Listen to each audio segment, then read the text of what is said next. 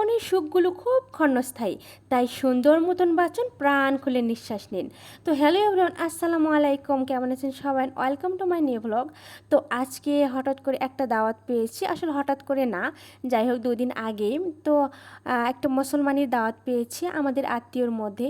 তো সেখানে যাওয়ার জন্য আমি আমার ছেলে যে রেডি হয়ে গিয়েছি, রেডি হয়ে আমরা যাচ্ছিলাম, আমার শাশুড়ি, আমার ননদ, আমরা চারজনই। তো যাওয়ার জন্য এই যে রেডি হয়ে রাস্তায় আসে, এখানে অনেকক্ষণে দাঁড়িয়ে রয়েছি, কিন্তু আসলে কোনো অটোরিকশা কোনো কিছুই পাচ্ছিলাম না। শুক্রবার দিন ছিল, আর হচ্ছে প্রায় 12টা 12:30টার দিকে আমরা হচ্ছে রওনা দিয়েছিলাম। সেই টাইমে কোনো অটো পাচ্ছিলাম না, তারপরে যে পেয়ে গিয়েছি। অটো পাওয়ার পর আমরা অটোতে উঠে গিয়েছি।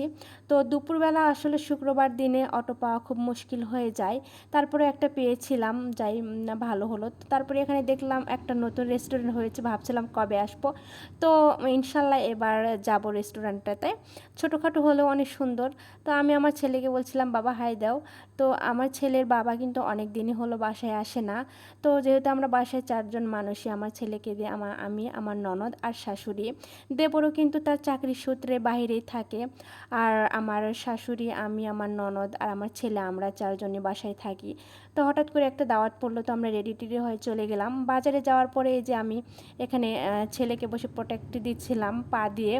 ছেলে আমার খুবই নড়াচড়া করছিল যাতে অটোতে না পড়ে, তার কোনো আমি ওখানে পা দিয়ে রাখছিলাম। তো তারপরে এই যে যাইতে যাইতে একটা এত সুন্দর একটা জায়গা আমার চোখে পড়লো, আসলে অসম্ভব সুন্দর। আমি এর জন্য ভিডিও করে রাখলাম। পাশেই রাস্তা, আবার পাশেই রেল রাস্তা, আর যতই যাচ্ছিলাম ভিতরে গ্রাম্য একটা পরিবেশ, অসম্ভব সুন্দর ছিল। আসলে বাসা থেকে হুটহাট কোথাও যাওয়া হয় না।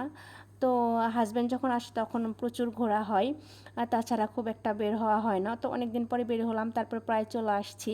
অটো যাচ্ছে তো যাচ্ছি, যাওয়ার পর প্রায় চলে আসছি। আসার পরে এই যে আমরা সেই জায়গায় চলে আসছি। মুসলমানের দাওয়াত পড়েছে, আর হালকা হালকা বৃষ্টিও ছিল, কাদা পানি। তো তারপরে আসার পরে কিছুক্ষণ পরে আমাদের খেতে দিয়েছিল। আর এই যে খেতে দিয়েছে আমাদের তেহেরি, আর আমার ছেলেকে দিয়েছি, খাচ্ছে। আর এই তেহেরিটা এত মজা ছিল, আসলে কি বলবো। তার সাথে সালাদ, কাঁচামরিচ, পেঁয়াজ, দারুণ একটা কম্বিনেশন। আমি তো খুব মজা করে খেয়েছি, আর খুব স্বাদ হয়েছিল। আমরা খেয়েছি আমাদের জন্য, আবার কিন্তু তারা খাবার আমাদের রাতের জন্য দিয়েও দিয়েছে। তো আজকের ওয়েদারটাও ছিল অসম্ভব সুন্দর, খুবই মজা হয়েছে। এই তেহেরিটা আমি ভাবছি যে বাসায় ট্রাই করব। আসলে এত মজা করে রান্না করেছে আলু বোখারা দিয়ে, আর আমার ছেলে তো খুব মজা করে খাচ্ছিল। তো খাওয়া দাওয়ার পর কিছুক্ষণ রেস্ট নিয়ে আমরা আবার বাসার উদ্দেশ্যে রওনা দিলাম। অনেক সুন্দর একটা জায়গা, আসলে খুব ভালো লেগেছে। সবাই ভালো থাকবেন, আসসালামু আলাইকুম।